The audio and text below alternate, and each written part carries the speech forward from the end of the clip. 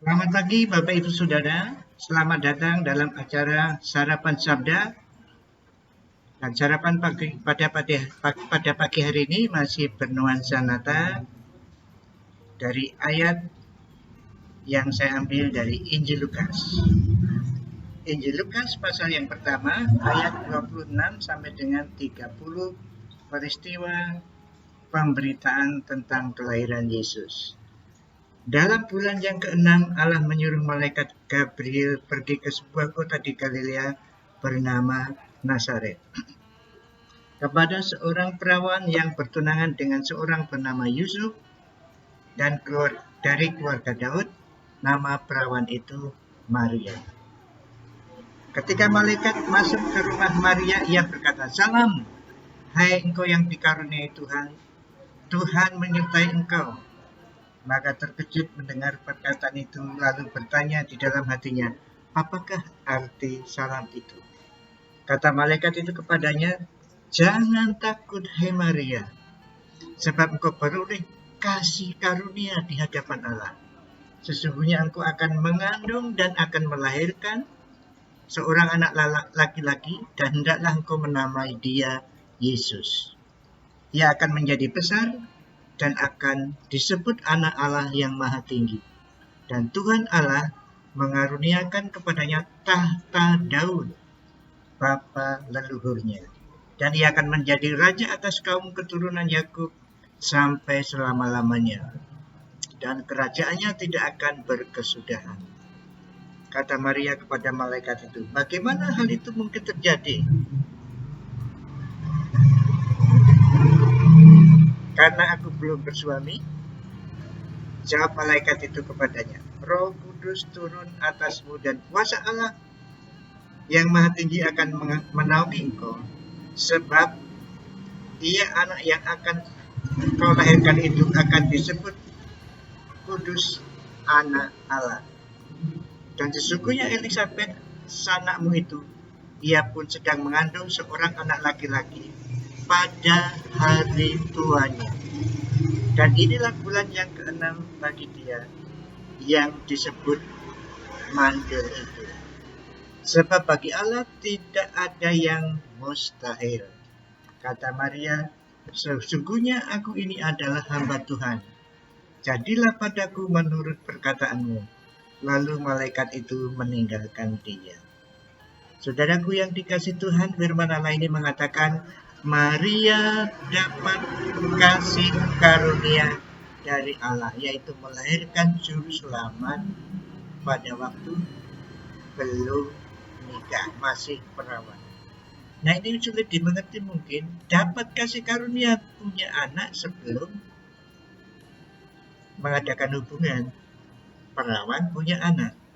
Tapi ini kasih karunia. Mengapa kasih karunia? Karena yang dilahirkan adalah juru selamat. Bahkan di situ dikatakan keturunan Daud akan menduduki tahta Daud, keturunan Yakub sampai selama-lamanya. Itu kasih karunia yang luar biasa. Nah, Maria memang bertanya, bagaimana mungkin? Mengapa Maria tidak dimarahi malaikat sama seperti Zakaria ya? Nah, kita tidak tahu kalau hanya membaca sepintas lalu, karena ini bahasa tulisan ya. Jadi mungkin kita akan mengadakan persamaan. Maria tidak dimarahi, tapi Zakaria dimarahi, apa sebabnya ini? Nah, tetapi jawaban malaikat ini jelas-jelas mengatakan kepada Maria, katanya jangan takut. Rupanya Maria punya ketakutan, bukan karena tidak mau menerima, tetapi dia mau menerima, tapi ada ketakutan. Walaupun ketakutnya itu sebentar, karena ada tulisannya, hentikan takutmu, sebenarnya seperti itu ya. Jadi dia takut karena dia masih tunangan. Jadi kalau mengandung, dia takut diputuskan oleh Yusuf. Kemudian dia takut nanti diumumkan secara umum kalau perceraian atau pemutusan hubungan tunangan itu di sana di Israel waktu itu harus diumumkan secara umum. Jadi dia malu ya. Itu takutnya Maria. Tetapi juga dia takut karena Kalau mengandung berarti berzina, pikiran umum, lalu pasti mati di raja. Inilah ketakutan Maria. Tetapi malaikat berkata, jangan takut, katanya, Allah yang maha tinggi, kuasa Allah yang maha tinggi menaungi engkau. Sebab itu anak yang akan kau lahirkan itu akan disebut kudus, anak Allah. Ini kejadian luar biasa, tak pernah terjadi dan tak akan terjadi lagi. Oleh karena itu kejadian ini luar biasa.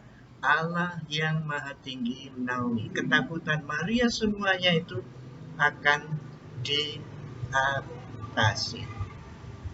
Inilah ketakutan Maria yang tidak disebutkan di sini memang. Tapi dari jawaban ini kita melihat bahwa ada rasa takut Maria. Bukan karena Maria tidak mau terima. Tapi bagaimana ya Tuhan, nanti kalau di sini saya akan diceraikan, lalu saya akan dirajam, dan bagaimana ini nanti anak ini. Tapi malaikat mengatakan, jangan takut. Dan sesudah itu, saudaraku, Maria mengatakan, malah Maria diberi bukti lagi ya, bahwa Elizabeth mengandung pada hari tuanya.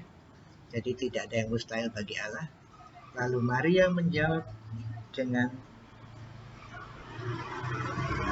pasrah, sesungguhnya aku ini adalah hamba Tuhan.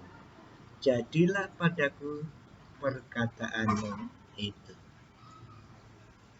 Kalau saudara mendapat firman Tuhan yang mungkin mustahil, yang sulit saudara taati, coba renungkan dulu. Renungkan dulu dalam-dalam, kemudian pertimbangkan. Karena kalau Tuhan sudah bersabda, mengatakan A kepada saudara, Tuhan akan melakukannya dan memberi perlindungan bagaimana caranya saudara bisa melakukan apapun hambatan. Jadi pada waktu kita mendapat firman Tuhan, mari kita renungkan, berpikir masa-masa, direnungkan dalam-dalam. Mungkin mohon bimbingan kepada Bapak Pendeta saudara atau orang yang lebih rohani dari saudara, guru rohani saudara, sehingga dapat mengambil keputusan. Sehingga saudara dapat berkata seperti Maria, sesungguhnya aku ini adalah hamba Tuhan. Jadilah padaku menurut perkataanmu itu. Tuhan Yesus, terima kasih Kau telah memberikan kepada kami pengertian bahwa firman-Mu itu benar. Pada waktu Kau berkata A, Kau akan menjadikan A, walaupun itu sulit dimengerti, walaupun itu sulit kami lakukan, walaupun itu sulit kami pikirkan. Oleh karena itu Tuhan, kami mohon penerangan, pencerahan dalam pikiran hati kami, sehingga kami bisa mempercayai kebenaran firman-Mu, sehingga nyata dalam kehidupan kami sehari-hari Tuhan menaungi apa yang hendak kami lakukan pada saat kami melakukan kebenaran firman-Mu. Terima kasih Tuhan, terima kasih. Dalam nama Tuhan Yesus. Amin. Selamat beraktivitas, terus ikut kegiatan-kegiatan Natal yang dapat saudara lakukan. Jadilah berkat selama musim Natal ini. Tuhan memberkati.